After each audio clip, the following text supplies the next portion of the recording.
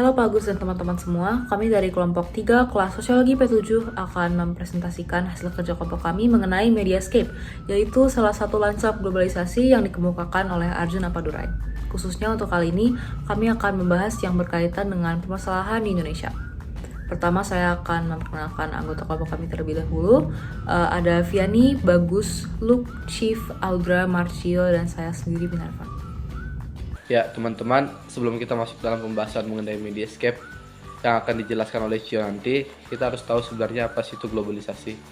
Nah, globalisasi menurut Arjun Appadurai itu adalah proses kompleks dan dinamis yang melibatkan interaksi dan pertukaran berbagai kelompok budaya, dan dia menekankan bahwa itu bukan sekedar homogenisasi. Kemudian Appadurai itu mengidentifikasi 5 landscape atau arus budaya global yang saling terkait namun terpisah. Nah, untuk yang pertama adalah landscape etno atau etnoscape. Kedua ada landscape techno. Terus ketiga landscape idea atau ideascape. Keempat ada landscape keuangan atau financescape. Dan kelima adalah landscape media atau mediascape yang akan dijelaskan oleh Cio nanti. Nah, kemudian dari itu semua Appadurai menyoroti bagaimana globalisasi nanti akan menjadi disjungsi identitas budaya, yang dimana akan terjadinya perpecahan identitas budaya karena orang-orang akan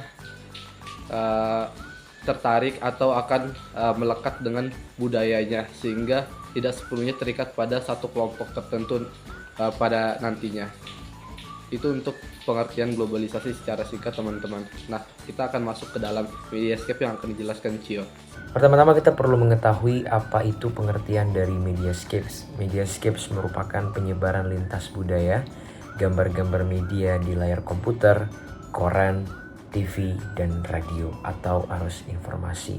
Maka landscape ini merupakan salah satu dari proses multidimensional uang yang dicetuskan oleh Arjun Appadurai. Sekarang kita bakal masuk ke dalam analisis empathize. Jadi untuk empathize sendiri, kami mengelompokkan ada 2 masalah utama yang ada pada Indonesia terkait dengan Mediascapes itu sendiri. Yang pertama adalah ketimpangan informasi atau ketidakmerataan penyebaran informasi, dan juga yang kedua adalah penyebaran berita hoax yang cukup marak di Indonesia. Jadi untuk yang pertama terkait dengan ketidakmerataan adalah situasi di mana masyarakat perkotaan memiliki informasi terlebih dahulu ataupun bisa mengakses informasi tersebut dibandingkan dengan masyarakat pedesaan yang membutuhkan waktu jauh lebih lama dalam mengakses informasi. Maka dari itu adanya ketimpangan informasi ataupun ketimpangan pengetahuan dari masyarakat perkotaan dan pedesaan yang membuatnya ini menjadi masalah yang cukup fatal juga. Dan juga ini nantinya berkorelasi dengan masalah yang kedua, yaitu terkait dengan penyebaran berita hoax. Jadi ketika ada ketimpangan pengetahuan akibat dari ketimpangan informasi menyebabkan masyarakat mulai mempercayai terkait dengan berita hoax yang tidak terverifikasi ataupun disebarkan dari laman-laman yang tidak terpercaya. Nah, ketika masyarakat menerima informasi tersebut dan tidak diolah dengan matang-matang, oleh karena itu informasi bohong tersebut atau informasi bodong tersebut dapat terus menyebar dari mulut ke mulut, menyebabkan histeria massal. Loh, gelang yang gue baru beli ini penyebab kanker. Masa Red Bull penyebab kanker sih? Mana gue baru beli kemarin lagi. Duh, kok gini ya? Loh, Ya? kok lu lagi cemas gitu sih? Kenapa? Ini gue baru beli gelang kemarin. Harganya agak lumayan. Tapi pas gue baca berita dari menit.com, dia bilangnya katanya bisa nyebabin kanker. Kalau percaya sih sama menit.com, kan itu website abal-abalan. Masa lu gak tahu sih? Gaptek. Emang iya abal-abalan? Iya, ini tuh sebenarnya tuh berita udah lama dan udah banyak banget peneliti yang membantah si menit.com ini. Makanya lo kalau nyari informasi yang bener, jangan terlalu percaya deh sama yang di internet. Oh iya deh, ini juga beritanya 2014 ya? Sekarang tahun berapa? 2025. Oh iya, oke. Thank you ya, Vi. Oke.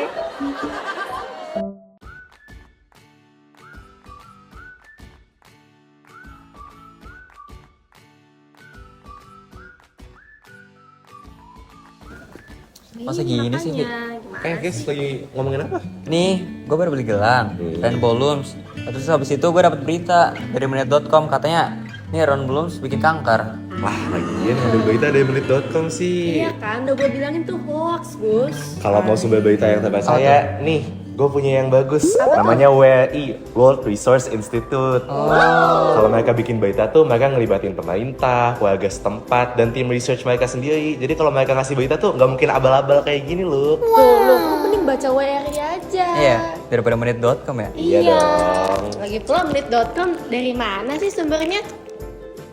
Ya, nggak tahu.